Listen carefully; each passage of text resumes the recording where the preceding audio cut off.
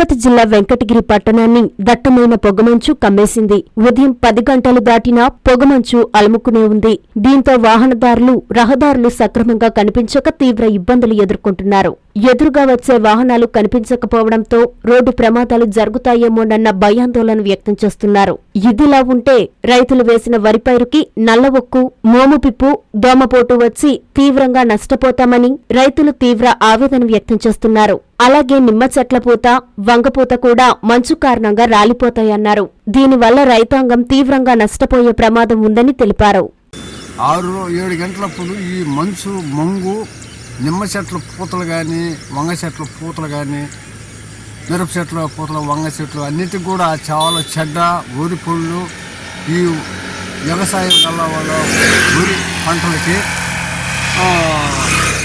నల్లొక్కు పడటం కానీ ఇట్లాంటివంతా చాలా ప్రాబ్లము.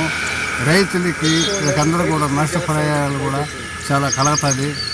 చాలా ఇబ్బంది ఈ మంచు వల్ల, ఈ మూడం వల్ల అందరూ కూడా చాలా వ్యాపించి పూర్తి స్థాయిలో రైతులు నష్టపోతారు.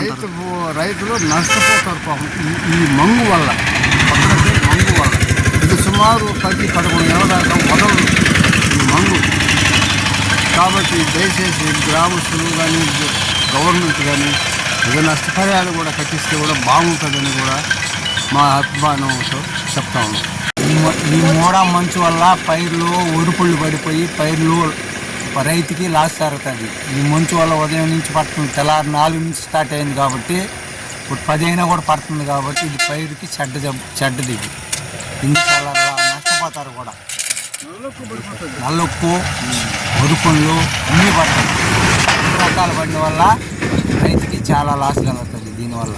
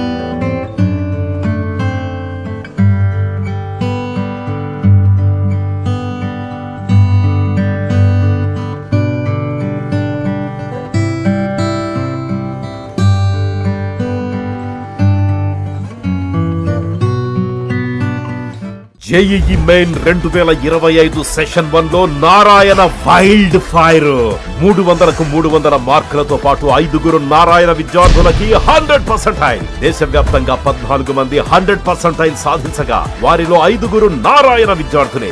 8 రాష్ట్రాల్లో స్టేట్ టాపర్స్ నారాయణ స్టూడెంట్సే. అప్పటికి ఇప్పటికీ ఎప్పటికీ జేఈఈలో ఆల్వేస్ నంబర్ 1 నారాయణే. పోటీలో ఎందరున్నా నారాయణ తగ్గేదేలే.